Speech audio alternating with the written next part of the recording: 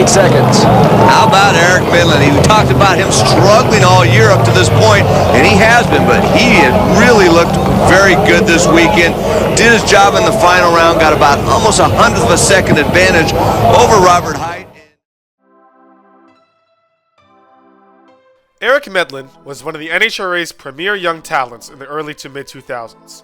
Driving funny cars for one of the top teams in the sport, John Force Racing, Eric scored 6 victories over the course of his career from 2004 to 2006.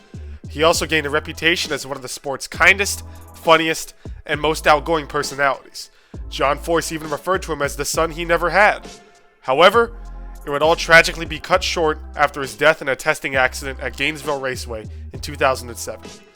This wreck would drastically alter the landscape of the NHRA forever, and ushered in crucial safety changes to the design of funny cars that we still see to this day. This is the story of Eric Medlen.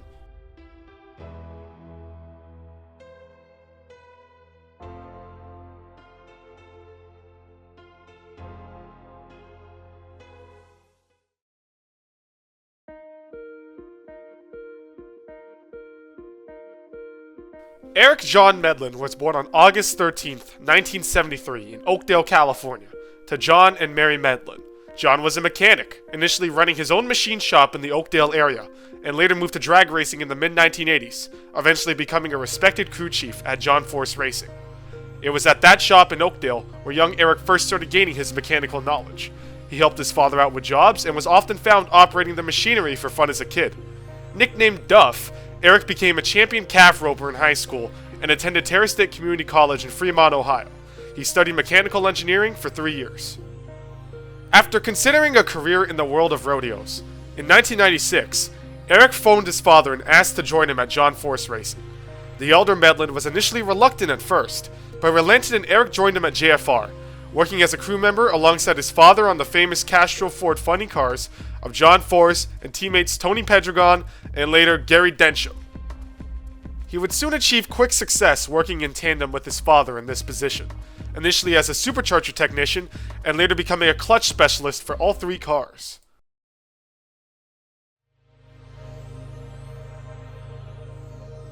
Eric quickly adjusted to life as a crew member at JFR. He would form the beginning of a lifelong bond with his boss and team owner, John Force, and quickly gained a reputation as a friendly, outgoing, and overall happy-go-lucky person that genuinely loved life. He achieved great success with Force and Pedregon over the next few years. He had a hand in countless wins and championships, including 50 wins and 6 championships with Force alone. One of the most famous victories came in 1999, when John Force won the Winston Noble Shootout at the Bristol Dragway in his iconic Superman liveried Castrol funny car. One race dress-up for the 8-time Winston champ. $200,000 on the line.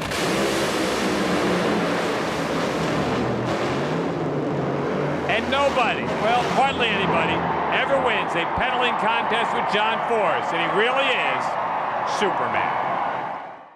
This unique event pitted funny cars and top fuel dragsters against each other, with John coming out on top. Eric can even be seen celebrating with the rest of the crew in a camera shot after John crosses the line. While all of this success was going on, Eric was an aspiring drag racer behind the scenes. Growing up, he had stints driving various go-karts, including shifter karts.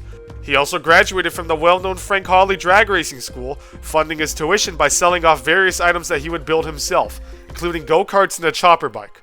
All of this experience would soon pay big dividends.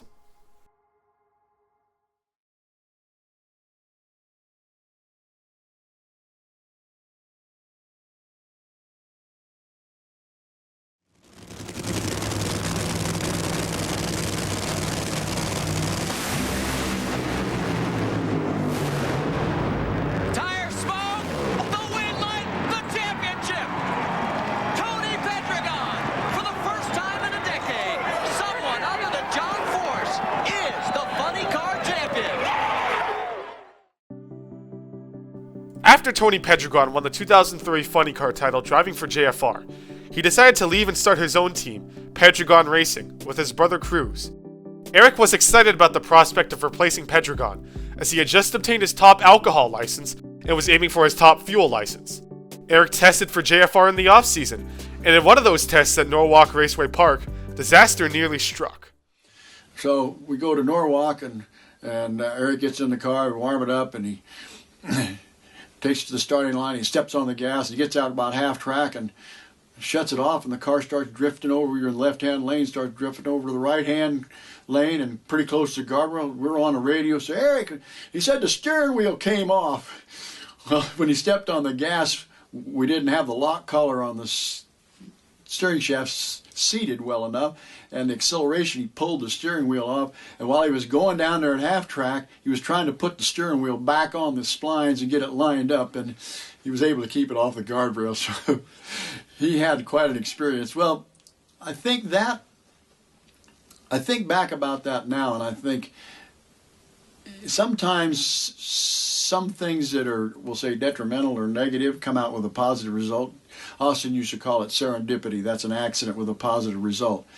And I think the way Eric handled that situation, I think, was one of the reasons that John decided to put him in the car after Tony left. Because I think he saw a character in him that was unique. And I really believe that little episode right there had something to do with it. John Medlen was also extremely apprehensive of the prospect of Eric driving a funny car for JFR, but ultimately relented once he realized Eric's will to race and his total consideration and understanding of the risks surrounding racing, especially drag racing.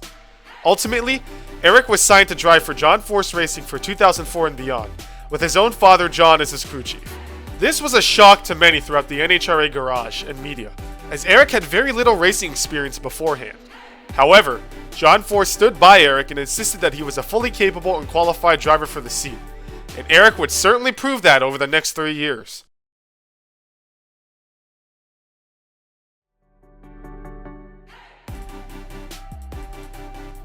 Eric's rookie season was extremely impressive. Despite his limited experience, Eric was a consistent performer throughout the year, and scored his breakthrough victory in the 2004 Lucas Oil NHRA Nationals at Brainerd International Raceway. Big advantage, Selzy, but he's up in smoke, and Eric Medlen has his first win as a professional. Look at Dad, he is loving life. I don't even know what to say. You better got a lot of tape, because I got a lot of words. Hey, America, dreams can come true. Don't ever stop dreaming. I'd like to thank my dad. He's the one that got me here. Got to say hi to Mom. I got so many people to thank and say hi to. One more thing, Eric. Eric finished 5th in points in 2004, and the initial apprehension from the garage and media turned into respect and admiration. Things were looking up for the then 31-year-old's career. 2005 was an even better season for Eric. He won 3 times in the span of 4 races: the Shucks Auto Supply Nationals in Seattle, a second consecutive win at the Lucas Oil NHRA Nationals at Brainerd, and the O'Reilly Mid-South Nationals at Memphis. Eric finished 4th in points, which ended up being the best result of his career. These 3 wins were tied with eventual funny car champion Gary Selzy for the most wins on the season. Momentum was starting to build for Eric as he headed into 2006. It was only slightly less successful, with 2 wins at Sonoma and Richmond respectively. He matched his best career finish of 4th in points. By this point, a championship was looking not as a possibility, but almost as a foregone conclusion.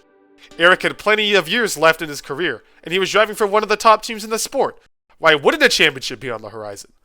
Unfortunately, however, all the promise that laid ahead of Eric went unfulfilled just after the 2007 season got underway.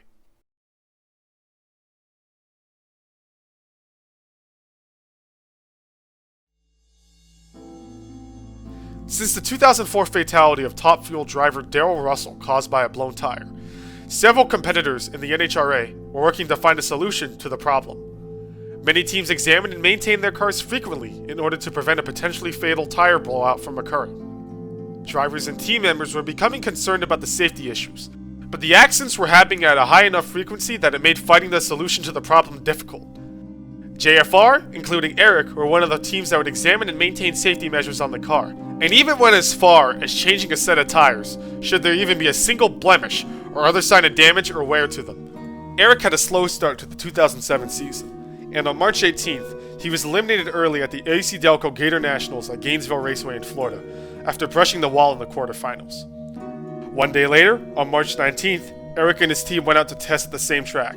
He complained of a vibration in a brake caliper, so the team replaced the part while also going ahead and replacing the rear end, wheels, and tires on the car to ensure that the vibration didn't damage anything else. After the changes were completed, Eric pulled it to the starting line in the extremely grippy left lane coated with traction compound. He smashed the gas and made it around the halfway distance to the finish line and then lifted. As he lifted, one of the rear tires stopped spinning freely and seemed to grip onto the compound. This caused it to violently blow out at speeds around 300 miles an hour. The outer sidewall of the tires separated, while the inner sidewall stayed onto the rim. The resulting phenomenon caused the sidewall to slam repeatedly against the pavement, causing an intense tire shake effect in Eric's car, whilst also shedding bodywork. This shaking was so violent that Eric's head moved around in the cockpit and slammed into the roll bars surrounding his head with tremendous force, inflicting severe brain injuries. Eric was immediately knocked unconscious from this tire shake and impacted the right side wall at high speed. Immediately, Eric's crew, including John Medlen, sped to the scene of the accident. John discovered his son unresponsive in his race seat and not breathing. Immediately, Eric was extracted from the car by the NHRA safety safari crew and loaded into an ambulance, then airlifted to Shands Hospital at the University of Florida Medical Center. He clung to life over the next few days. He was placed in a medically induced coma, and 2 days after the accident, he underwent an emergency craniotomy to reduce the pressure on his brain caused by the swelling, in a last-ditch effort. After 2 more days without any improvement, in accordance with his wishes, Eric John Medlen was removed from life support and passed away on March 23, 2007. He was 33 years old. So he came up and he said, your son's dying. He said his lungs are starting to fill up. He said, it's just a matter of time. He never said good morning, never said hi. He was very courteous, but he was delivering the facts. And he says, you're going to need to make some decisions today. He says, it's my guess. And I said, okay. So I went down and stayed with Eric a little bit.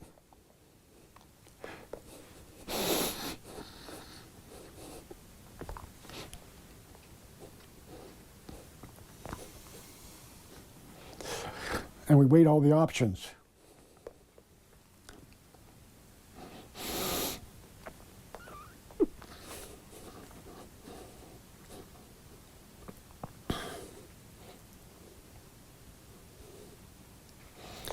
Shortly before that decision, matter of fact, when they were reeling him down, actually when he was coming back from his decompressive craniotomy,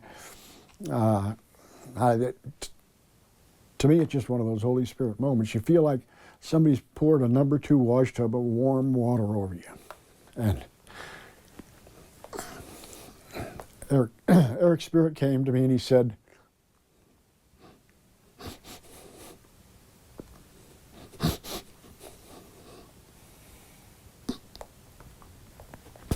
it was actually kind of his, just the way he said things, you know, it was him. It was really, he said, Dad, he said, I can't stay. He said, they're not going to be able to fix me. He said, my body is shot. He said, it's too tore up. He said, they're not going to be able to fix me. He said, I can tell you this is a wonderful place.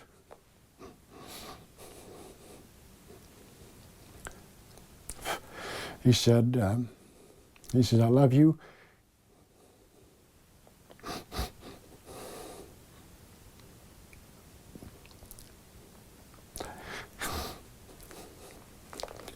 He said, I love you and I'll be waiting for you when you get here.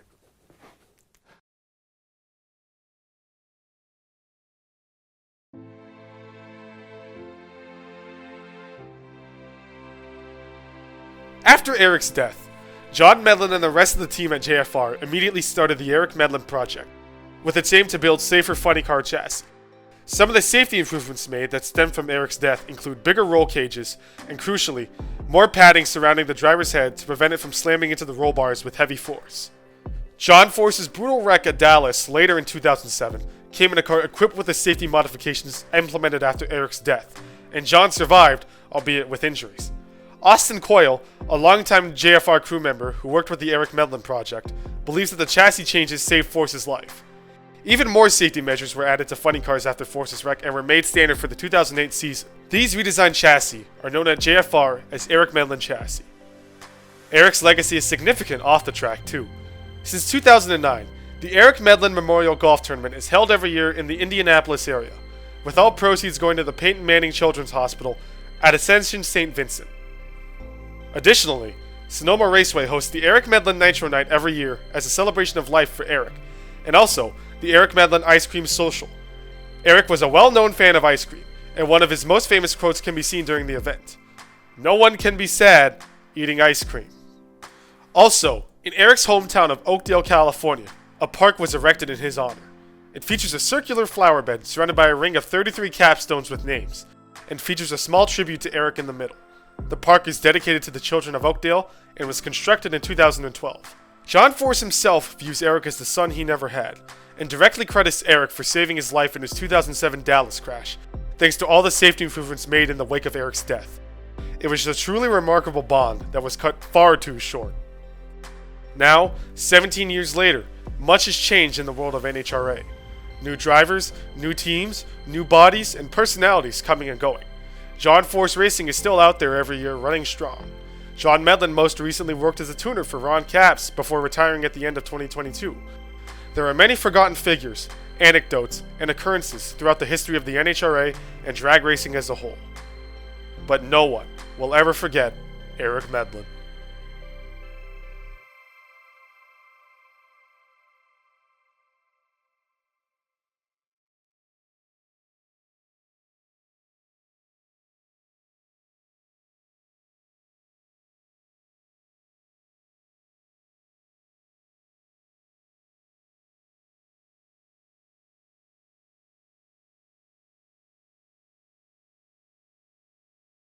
The son I never had. He was the leader of my next generation of drivers at John Force Racing. He loved his crew. You guys will never know love like that again. And he loved his mom and Martha. And God, he loved his dad. John also said at one time Eric had girl troubles, and he came to me and I walked him out in the shop and I said, "Look at that car, Eric. That car will always love you. It'll fix you when you need fixing." I said, "It will always protect you." And I was wrong. For that, I'm sorry, Eric.